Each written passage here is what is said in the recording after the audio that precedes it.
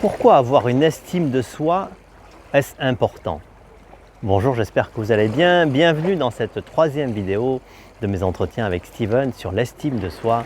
Et aujourd'hui, nous allons voir ce point-là. Pourquoi est-ce donc important d'avoir une bonne estime de soi? Allez, c'est parti.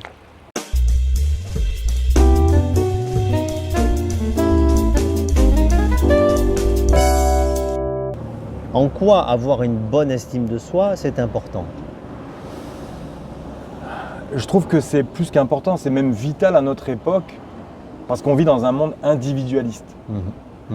C'est-à-dire qu'il y a 100 ans, si je vois mon grand-père, qui était fermier, lui, ils étaient agriculteurs de père en fils. Ouais. Donc finalement, même son épouse, c'est sa famille qui l'a choisi.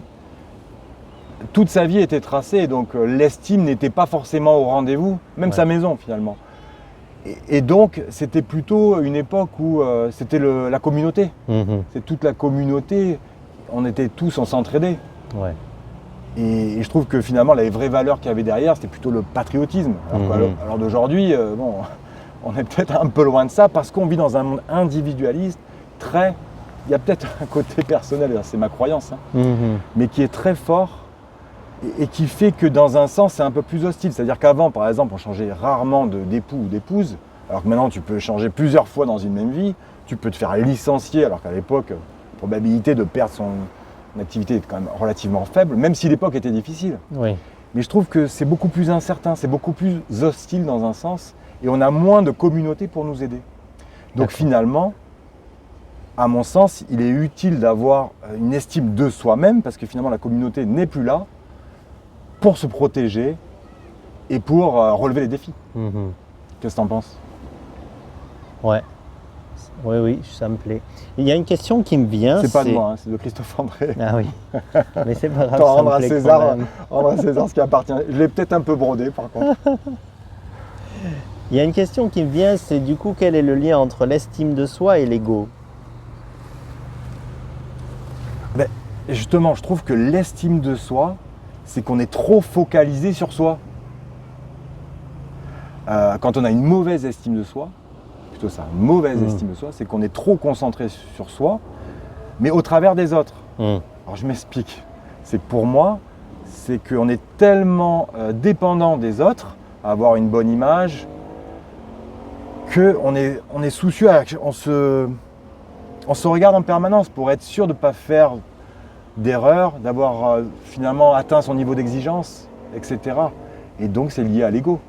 On est trop focalisé sur nous-mêmes. Il manque d'oubli de soi-même en fait. Je sais pas si... Oui, d'accord. C'est mon point de vue. Mais ça, est-ce qu'on peut être focalisé sur soi-même? Pas trop, pas de façon pathologique. Est-ce qu'on peut être plutôt correctement focalisé sur soi-même et avoir aussi une bonne estime de soi? Ah ben complètement. C'est possible ça. Les personnes qui ont une bonne estime de soi, ils savent justement, ils savent mettre des limites, ils connaissent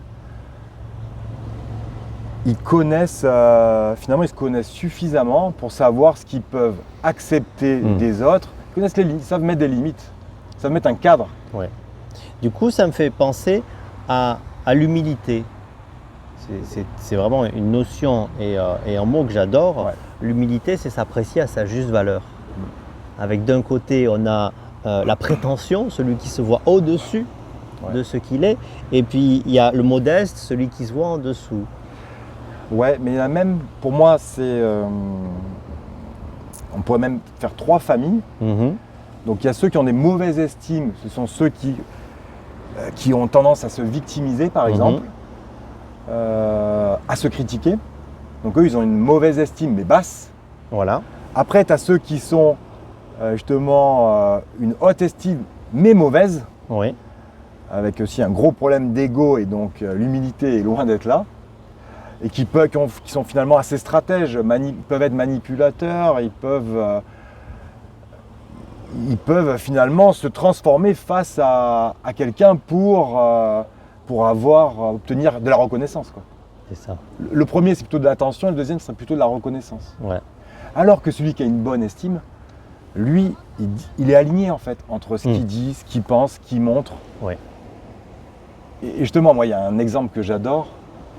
On a tous connu ça, à mon avis, dans des repas de famille ou des discussions avec des collègues. C'est tu discutes d'un sujet qui est finalement où il n'y a pas un avis tranché, quoi. Il n'y a pas de postulat là-dessus. Donc, je ne sais pas quel est le meilleur à telle activité, en fait. Donc, chacun a ses critères et son avis sur la question. Et donc, tu as la personne qui a une basse estime, elle va peut-être donner son avis, mais après, elle va peut-être un peu va pas insister. Après, tu as celui qui a une mauvaise estime et haute, qui va tout faire pour avoir raison, avoir le dernier mot. On en connaît tous dans les repas. Alors, si c'est qu'une fois de temps en temps, c'est pas grave. Mais si c'est récurrent, pour moi, ça souligne un réel problème d'estime de soi. Alors que la personne qui a une bonne estime de soi, elle va le dire une fois, maximum 2 fois, mais son but, c'est pas de convaincre l'autre. C'est vraiment de donner son avis et ça s'arrête là.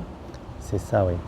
J'ai quelques expériences de rencontres avec des gens où on dit qu'ils ont un ego surdimensionné, on dit qu'ils ont une forte estime d'eux, mais en fait, quand tu creuses un peu, tu te rends compte que dessous, justement, non, il y a une estime d'eux qui est basse, vraiment, et la confiance qu'ils ont en eux aussi n'est pas bonne. Et d'avoir cet ego surdimensionné, ça leur permet finalement de compenser ça. Et c'est des gens qui sont beaucoup, je trouve, en demande d'amour et de considération des autres. Le gars dont tu parlais, il parle, il veut avoir raison pour récupérer en fait cette considération des autres. La considération. Parce qu'en fait, il n'en a pas assez lui-même avec lui-même. Alors comme tu dis très bien, celui qui est aligné, qui a l'estime de lui correcte, humble, vraiment à la bonne, j'ai envie de dire, à la bonne dimension, bah lui, il n'a pas besoin de ça. C'est clair. Et je trouve que finalement, le point essentiel là-dedans pour les comparer, c'est le lien avec la vulnérabilité. Parce que les deux premiers, finalement, ceux qui ont la basse estime et la haute, ils sont tellement dépendants, toujours en train de surveiller l'autre, le regard de l'autre, que celui qui a une bonne estime, ça ne le dérange pas de faire des erreurs. Il est OK avec ça. Alors que celui qui a une mauvaise estime, finalement haute ou basse, il fait tout pour éviter. Donc il y a souvent des niveaux d'exigence très élevés. Oui.